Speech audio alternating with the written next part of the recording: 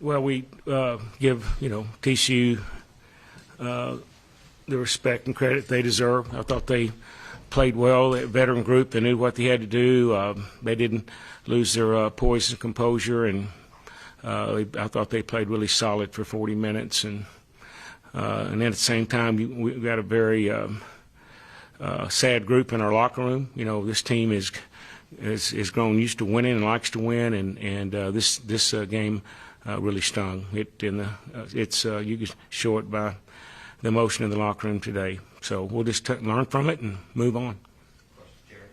Coach, there at the end, did you feel like there wasn't maybe enough time for you to call timeout and drop a play? Yeah, you can look at that, and I told the guys after, I wish I'd called timeout. 4 seconds is about time to go. You can get 5 seconds. If you get a straight line, you can get to the basket. And 4, a little bit, a shot a little bit closer than what we got. We work on that play quite a bit. We thought we had a better chance. So I felt like being organized because we knew what we were going to do. Then setting that up after they had a chance to drop their defense. And so, I told the guys, I'm sorry. Looking back, I wish I'd called timeout. And no Lampkin today for TCU. Do you wish you maybe had started feeding the guys down low a little bit earlier in the game? Well, no, we didn't have Bacho. They didn't have Lampkin. It's just where Lampkin gives them a lot of,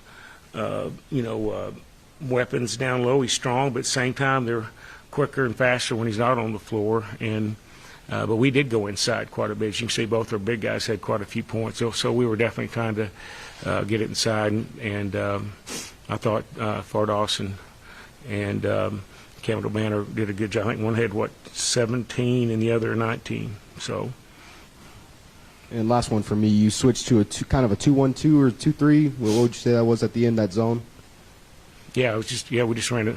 And again, credit to their offense. We had trouble guarding them. That was very frustrating defensively for us. So we'd worked on a particular zone against them, and it was effective, but it certainly was our second option, and frustrating for our coaching staff that we couldn't do a better job of playing man-to-man defense.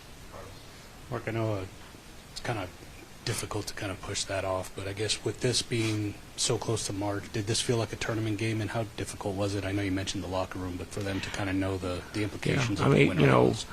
And again, TCU had a lot to do with it, but it wasn't one of our best games. I didn't think we were as quick and as sharp as we were the last 2 games, and so these guys been under a lot of stress, and we had a great crowd, and they kept us in the game, and we got down 10. As proud of our guys are coming back. That was something that we were certainly proud of our guys for fighting back and then taking the lead there at the end. So, but these guys have been through a lot, and we're probably a little bit worn out emotionally, and we'll have to regroup for that really very, very tough game at Kansas coming up in a few days.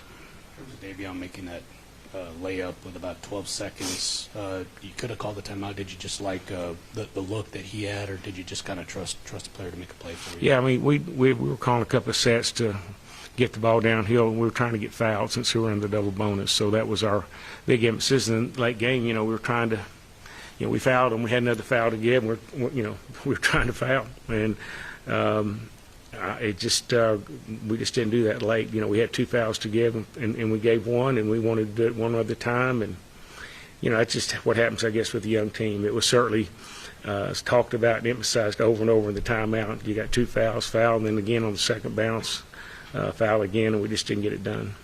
In terms of what you saw from your team today, defensively, how difficult was that to kind of give up those 80 points? Because I know certainly if you would have played a little bit better, maybe focus was there. It is frustrating, and this is a team that is growing, getting a lot better on the offensive end. We had a few careless turnovers early, but for the most part took care of the ball. But the biggest disappointment is we just don't have one guy on this team that just loves defense. We just don't have a stopper. At times guys will play it, but we've got to fall back in love with defense, and that'll be the message this week. Watching with Miles back in the lineup, he would want to bring energy to their offense. Did you think you did a pretty good job on him overall? Yeah, I thought that, he still got 24 points. He's really good at they getting fouled, and that's just. That's another area where we feel like a lot of those fouls aren't fouls, but it doesn't happen with us. It happens all over the league. I guess give him credit for drawing the fouls, but yeah, he's obviously a very good player, and they're much better when he's on the floor. With that final play, Coach, with how hot Davion was he the guy that you wanted to take that final shot for y'all? Well, we have 2 or 3 options on that. We have a couple of cutters that what we can throw it to, or it goes back to him if we can't get it to them. So I haven't seen the film if those other guys were open, but anyway, it just happened to work out that way. You mentioned the pressure and emotions that's coming around this time of the year. I'm sure there's going to be a lot more talk of the bubble and will you guys make it, won't you guys make it? How do you kind of make sure that your guys aren't getting lost in those distractions? We just can control what we can control and keep moving forward, try to keep getting better, and try to find a way to win another game. Coach, you mentioned not having a stopper.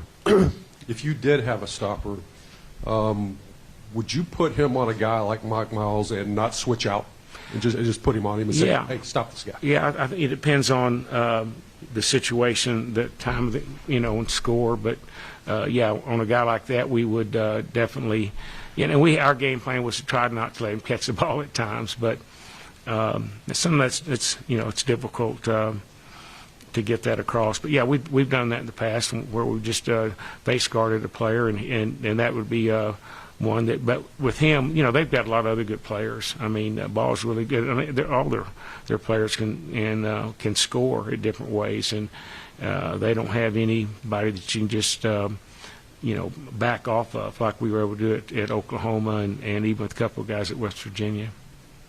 All right, thank you guys. Thanks. Thank you all. Sorry about that. God bless you. Appreciate it.